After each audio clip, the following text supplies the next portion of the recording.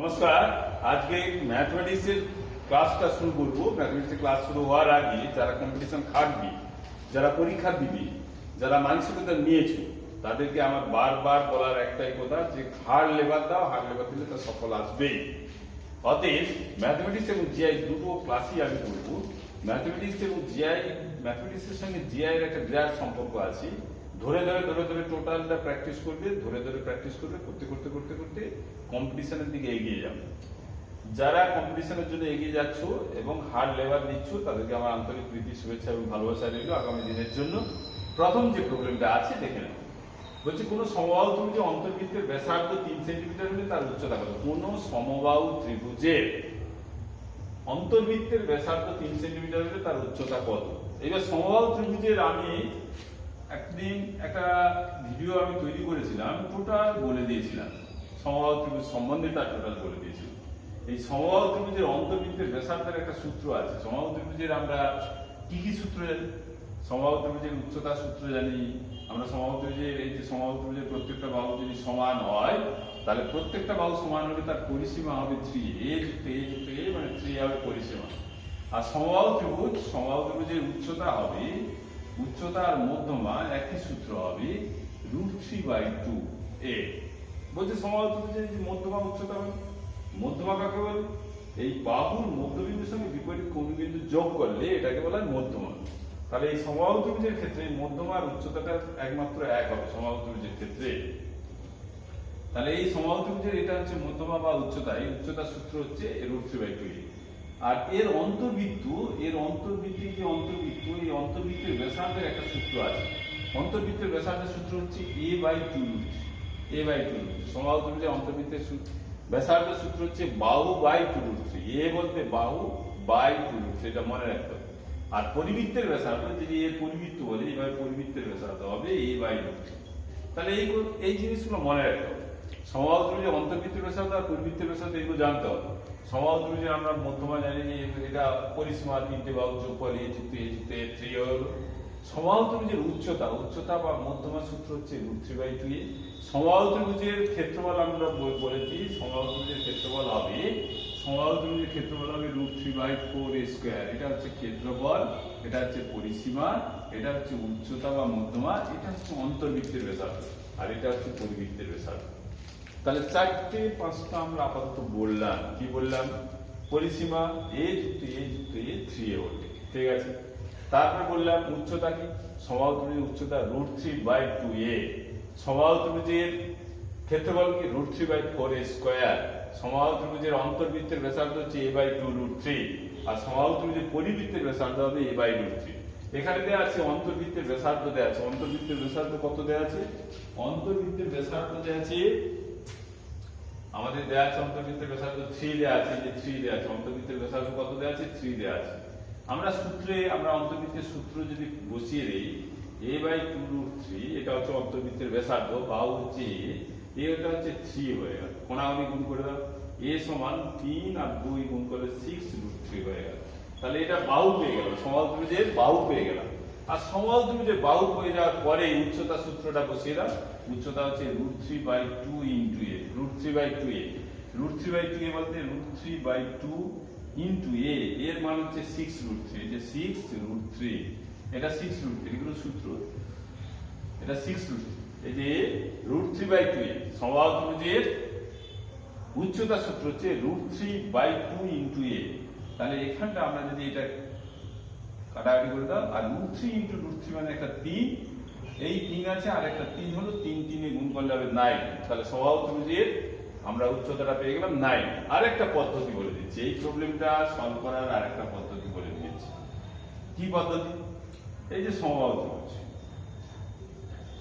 ত্রিভুজের মধ্যমা, লম্ব আর পরিকেন্দ্র, অন্তঃকেন্দ্র, আর এইখানটা হচ্ছে পরিকেন্দ্র থাকবে, এখানে অন্তঃকেন্দ্র থাকবে, এখানে ভরকেন্দ্র থাকবে সমবাহু ত্রিভুজের ক্ষেত্রে।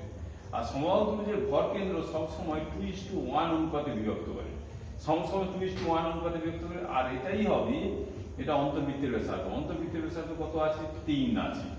আর এটা সবসময় 2:1 অনুপাতে বিভক্ত করলে, এটা যদি একটাকে যদি 3 দিয়ে গুণ করি, এটাকে কত দিয়ে গুণ করবো? 3 দিয়ে 6 দিয়ে গুণ করবো। তাহলে 6 3 দিয়ে গুণ করবো, 3 থেকে 3 দিয়ে গুণ করতে 6 হলো, তাহলে এই উচ্চতাটা কত হলো? 6 যুক্ত 3 9 হয়ে গেল।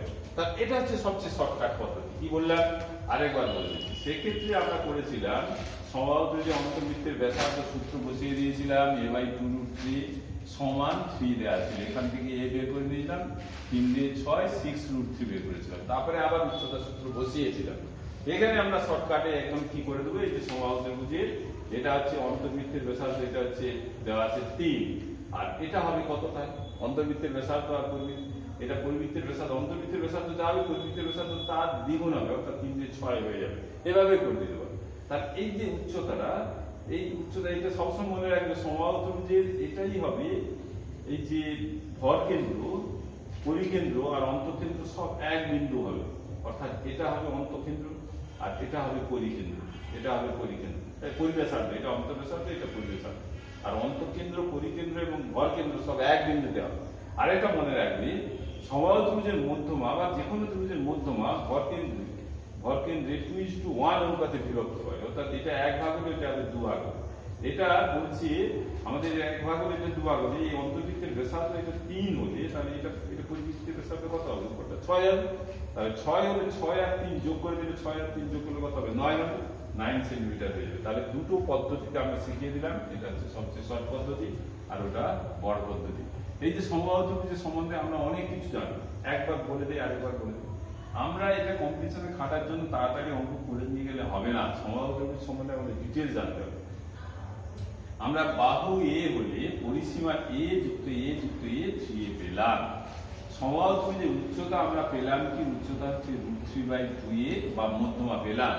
সমবাহু ত্রিভুজের ভরকেন্দ্র এই অন্তর্বৃত্তের ব্যাসার্ধ কত হবে? a/2√3 আর পরিবৃত্তের ব্যাসার্ধ হবে a/√3। এটা অন্তর্বৃত্তের ব্যাসার্ধ, এটা হচ্ছে এই সমবাহু ত্রিভুজ, এটা হচ্ছে অন্তর্বৃত্তের ব্যাসার্ধ।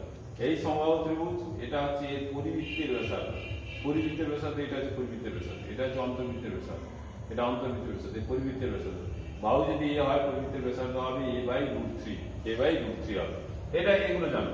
অন্তর্বৃত্ত এবং পরিবৃত্তের ব্যাসার্ধের অনুপাত হবে, এই যে অন্তর্বৃত্ত, এই যে অন্তর্বৃত্ত আর এটা হবে পরিবৃত্ত, এইভাবে আমরা যদি বৃত্ত আঁকি এটা পরিবৃত্ত, এই ব্যাসার্ধের অনুপাত হবে 1:2। এখানে যদি প্রশ্ন বলে দেয় সমবাহু ত্রিভুজের অন্তর্বৃত্তের ব্যাসার্ধ 3 হলে পরিবৃত্তের ব্যাসার্ধ কত হবে? পরিবৃত্তের ব্যাসার্ধ অন্তর্বৃত্তের ব্যাসার্ধের দ্বিগুণ হবে, অর্থাৎ 3 হলে এটা সেটা হচ্ছে অবশ্যই 6 আছে। একদম মুখে মুখে হয়ে যাবে। অন্তর্বৃত্তের ব্যাসার্ধ পরিবৃত্তের ব্যাসার্ধের অনুপাত 1:2। আর সমবাহু ত্রিভুজের অন্তর্বৃত্তের ক্ষেত্রফল এবং পরিবৃত্তের ক্ষেত্রফলের অনুপাত কত হবে? সমবাহু ত্রিভুজের অন্তর্বৃত্তের ক্ষেত্রফল আর পরিবৃত্তের ক্ষেত্রফলের অনুপাত হবে 1:4। এগুলো মনে রাখতে হবে। আরেকটা মনে রাখতে হবে, সমবাহু ত্রিভুজ সম্বন্ধে যদি প্রশ্ন আসে, বিভিন্ন কম্পিটিশন পরীক্ষা সমবাহু ত্রিভুজ থাকতে পারে, বীজগণিত থাকতে পারে, ত্রিকোণমিতি থাকতে পারে এবং জ্যামিতি থাকতে পারে। এখানটায় সমবাহু ত্রিভুজের আরেকটা প্রশ্ন হতে পারে, সমবাহু ত্রিভুজের অভ্যন্তরস্থ কোনো বিন্দু থেকে, অর্থাৎ এই বিন্দু থেকে 3টে বাহুর উপর 3টে যদি লম্ব টানা হয়, এই লম্বগুলোর যোগফল সবসময় হবে এই উচ্চতার সমান। এটা মনে রাখতে হবে। কি বললাম? সমবাহু ত্রিভুজের অভ্যন্তরস্থ কোনো বিন্দু থেকে 3টি বাহুর উপর 3টি লম্ব টানা হলো, এটা একটা লম্ব টানা হলো, এটা একটা লম্ব টানা হলো, এটা একটা লম্ব টানা হলো, লম্বগুলোর যোগফল সবসময় মনে রাখবে। সমবাহু ত্রিভুজের এটা একটা সমবাহু ত্রিভুজ, এর অভ্যন্তরস্থ যে কোনো একটা বিন্দু থেকে এটা একটা লম্ব টানলাম, এটা একটা লম্ব টানলাম, এটা একটা লম্ব টানলাম, এই লম্বগুলোর যোগফল সবসময় হবে এই উচ্চতার সঙ্গে সমান হবে। এটা ভালো করে প্র্যাকটিস করতে হবে। তাহলে এগুলো আমরা যদি বারবার প্র্যাকটিস করি তাহলে আমাদের আর কোনো অসুবিধা হবে না। বারবার এইসব সূত্রগুলো আলোচনা করতে হবে, বারবার আমরা প্র্যাকটিস করব। এটা আমরা আপাতত একটা সমবাহু ত্রিভুজ সম্বন্ধে বলে দিলাম। এরপরে একটা অঙ্ক আছে, 2 নম্বর অঙ্ক, যেটা বলবো a+b+c=0। বলছি a+b+c=0 হলে, এটা যদি বলে তাহলে বলছে অঙ্কটা বলছে 3 a+b b+c c+a, এটা c+a ডিভাইডেড বাই abc এর মানটা কত হবে? এখানে 3 দিতে পারে, 4 দিতে পারে, 5 দিতে পারে, 6 দিতে পারে, যা কিছু দিতে পারে, নাও দিতে পারে, 3 নাও দিতে পারে। এখানে যা দিবে সেটাই হবে অ্যান্সার হবে, সেটা অ্যান্সার না, মাইনাস সেটা হবে অ্যান্সার। এখানটায় অপশনটা দিয়ে দিতে পারে, অপশন একটা দিয়েছে, অপশন দেওয়া আছে a সমান, এর অপশন 3, বি এর অপশন দেওয়া আছে ধরো 0, আর সি অপশন হচ্ছে -3, আর ডি অপশন হচ্ছে 9 দেওয়া আছে, এটা দেওয়া আছে। এই প্রবলেমটা দেখেই আমরা বলে দেবো এই মানটা কত হবে, এর মানটা হবে -3 হবে। এখানে যা থাকবে মাইনাস কত, এখানে কিছু না থাকলে -1, এখানে 4 থাকলে -4, এখানে 5 থাকলে -5, এখানে 6 থাকলে -6, এটা 3 এর চার থাকলে -3 এর চার, এইভাবে অ্যান্সারটা হয়ে যাবে। কিভাবে হবে এবার কিভাবে হচ্ছে আমরা বলে দিলাম, এটা মুখে মুখে হয়ে যাবে। একটা অঙ্ক দেখবো a + b + c = 0, এটা দেখেই মুখে মুখে হয়ে যাবে। কিভাবে হবে আমরা জানি, আমরা অপশনটা আমরা এখানটা মুছে দিলাম, অপশনটা পরে আমরা বলে দেব। বলছি a + b + c = 0 হলে a + b সমান কত হবে, a + b, এই c টাকে আমরা ডান দিকে নিয়ে গেলে -c হয়ে যাবে, a + b সমান -c হবে। আবার b + c সমান কত হবে, b + c এটাকে ওই দিকে নিয়ে যাবো, b + c সমান -a হয়ে যাবে, b + c সমান -c। আর আবার হবে a + c টা, a + c এই b টাকে ডান দিকে নিয়ে যাবো, তাহলে a + c হবে, এই b টাকে ডান দিকে গেলে -b হয়ে যাবে। তাহলে এই মানগুলো আমরা বের করে দিলাম। বের করে নেওয়ার পর আমাদের প্রশ্ন ছিল 3 * a + b * b + c * c + a divided by abc, এটা দেওয়া আছে, এর মানটা কত হবে। তাহলে এটা আমরা কি করব, 3, এটা 3 আছে, a + b, a + b এর মানটা কত, -c বসিয়ে দাও, ইনটু এখানে কিছু নেই মানে ইনটু আছে b + c, b + c এর মানটা বসিয়ে দাও -a, তারপরে into c + a, c + a এর মানটা বসিয়ে দাও -b, এটা বসিয়ে দাও, নিচে আছে abc, abc বসিয়ে দাও, বসিয়ে দিলাম। এরপরে a কাটবে, b কাটবে, আর c কাটবে, কেটে দিলাম উপরে নিচে। এখানে মাইনাসে মাইনাসে প্লাস, এই মাইনাসে মাইনাসে প্লাস হলো, সেই প্লাসের সঙ্গে আবার মাইনাস গুণ করলে মাইনাস হবে, মাইনাস শুধু 3 থাকবে, তাহলে অ্যান্সারটা কত হবে, 3 হবে। তাহলে আমরা প্রথমেই বলে দিয়েছিলাম এই অঙ্কটা একটু খেয়াল করে রাখবে, খেয়াল করে রাখলে a + b + c সমান কিভাবে হলো আমরা অঙ্কটা করে দিলাম। আমরা কিন্তু আর অঙ্কটা করব না, এরপরে আমরা প্রশ্নটা আমরা দেখব, প্রশ্ন দেখার পরে কি অ্যান্সারটা হবে আমরা মুখে মুখেই বলে দেব। তাহলে a + b + c = 0, কে 0 হলে প্রশ্ন হবে ধরো k * a + b, b + c * c + a divided by abc দেওয়া আছে, এর মানটা কত হবে, এর মানটা কত হবে, a + b + c 0 হলে এর মানটা কত হবে, এর মানটা হবে এখানে যা থাকবে, এই যে k আছে, k থাকবে আমরা বুঝিয়ে দেব -k হবে, অ্যান্সারটা -k হবে। এখানে যা থাকবে, এখানে k এর মান, এখানে 1 থাকতে পারে, 2 থাকতে পারে, 3 থাকতে পারে, 4 থাকতে পারে, 3 এর চার থাকতে, যাই থাকবে কেন, k থাকতে পারে, n থাকতে পারে, m থাকতে পারে, যাই থাকবে কেন, শুধু মাইনাস যোগ করে দিই। তাহলে এই অ্যান্সারটা আমরা এটা অঙ্কটা দেখেই বলে দেবো এই অ্যান্সারটা কি হবে, আমরা অঙ্কটা কিন্তু সলভ করে দিলাম। এরপরে এরকম বিভিন্ন টাইপের বিভিন্ন প্রশ্ন আছে, অঙ্ক দেখেই আমরা বলে দেবো কি অ্যান্সারটা হবে, কিভাবে করবো সেটাও আমরা দেখিয়ে দিচ্ছি। ধরে ধরে আমরা প্র্যাকটিস করব। এরপরে যে প্রবলেমটা, এই প্রবলেমটা আমি ফেসবুকে আজকে দিয়েছিলাম, সেখানটায় কিছু প্রশ্ন, ম্যাক্সিমাম প্রশ্ন আমার প্রশ্ন হয়তো বুঝতে পারেনি, সেই জন্য অ্যান্সারটা অনেকে ঠিকঠাক আসেনি, সেই জন্য না আসার জন্য অ্যান্সারটা বুঝায় ভুল করেছি।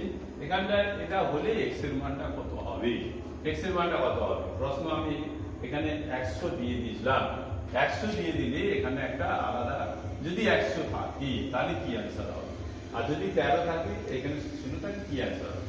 আমরা বলে দেবো এটাকে আমরা দুই পক্ষে হোল স্কয়ার করব, এটাকে আমরা হোল স্কয়ার করব, এটাকে হোল স্কয়ার করব, হোল স্কয়ার করে দিলে স্কয়ার, এটা আমরা মনে রাখবো √a স্কয়ার, এটার মানে কি, √a স্কয়ার মানে √a ইনটু √a, এটা √এর ভিতরে a গুণিত a গুণ করে দাও, দুটো থাকলে একটা বেরিয়ে আসবে, অর্থাৎ স্কয়ার আর এই রুটটা উঠে যে এইটা থাকবে, অর্থাৎ স্কয়ার আর এইটা উঠে যাবে, উঠে গিয়ে কি থাকবে, তাহলে আমাদের কি থাকবে, তাহলে আমরা সবসময় মনে রাখবো কি আছে, দেওয়া আছে 1 + x/100 দেওয়া আছে সমান 13/100 দেওয়া আছে, যেটা ফেসবুকে লোড হয়ে আছে।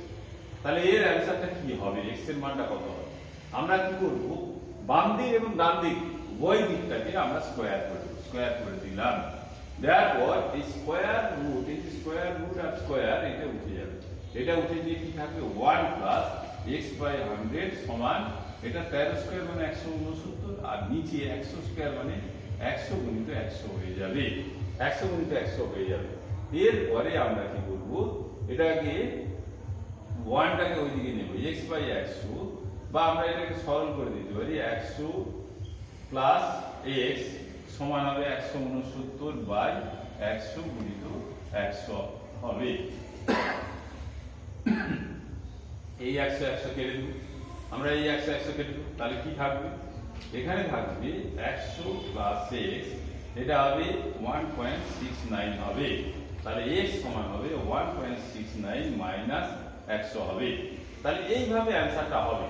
কিন্তু এই প্রবলেমটা অ্যাকচুয়ালি প্রবলেমটা আবার দেওয়া ভুলে গেছি, এখানটা আবার বিয়োগ করতে মাইনাসে অ্যান্সার এসে যাবে, এখানে বিয়োগ করলে আবার মাইনাস এসে যাবে। এটা আমাদের কি করার দরকার ছিল? আমাদের দরকার ছিল এই প্রবলেমটা এখানটায় আমাদের 10 দেওয়ার দরকার ছিল, এখানটা 10 দিলে আমাদের সেই অ্যান্সারটা হওয়ার কথা ছিল। এটা বিয়োগ করলে কত হবে? এবার মাইনাস বেরিয়ে যাবে, মাইনাস 100 থেকে 1.69 বেরিয়ে যাবে। তাহলে বিয়োগ হয়ে গেলে তখন কত হবে? এখানে 0 0 বসিয়ে দাও, এখানটা 1 হবে, এটা 7 3 হবে, এখানে 1 2, এটা 2 ধরলে 8 হবে, 9 মাইনাস 9.98.31 হবে অ্যান্সারটা হবে। তাহলে এটা আমরা কিভাবে করলাম এবার দেখে নাও। এটা দুই উভয় পক্ষে স্কয়ার করে দিলাম, এটা স্কয়ার করলাম। স্কয়ার করলে এখানে নিচে 1 প্লাস x বাই 100 আছে, 1 প্লাস x বাই 100 আছে, এখানে 13 স্কয়ার 169, 100 স্কয়ার মানে 100 গুণিত 100 হয়ে গেল। এবারে 100 লসাগু, এখানটা আমরা যদি 100 লসাগু করি, 100 ইনটু 1 মানে 100 প্লাস x সমান 169 বাই এটা হবে 100 100 কেটে দাও, 169 কে 100 দিয়ে ভাগ করলে 1.69 বেরোবে। এই 100টা ডান দিকে মাইনাস 100 হবে, যেহেতু 100 বড় সেই জন্য মাইনাস চিহ্ন। কত বড়? মাইনাস 98.31 এত হবে। তাহলে এটা এভাবে হবে। আমরা যদি এটা প্রশ্নটা, তবে এভাবে আসবে না, প্রশ্নটা আসবে এভাবেই আসবে, আসা উচিত √1 প্লাস x বাই 100 সমান 13 বাই 10। তখন আমাদের কি হবে? তখন সুবিধা হবে, তখন এটা স্কয়ার মাইনাস এটা স্কয়ার করলেই উত্তরটা এসে যাবে। এই 13 স্কয়ার মানে 169 আর 10 স্কয়ার মানে 100, তার মানে 69 অ্যান্সারটা হয়ে যাবে। এটা শর্টকাট নিয়ম, এটাই হচ্ছে শর্টকাট নিয়ম।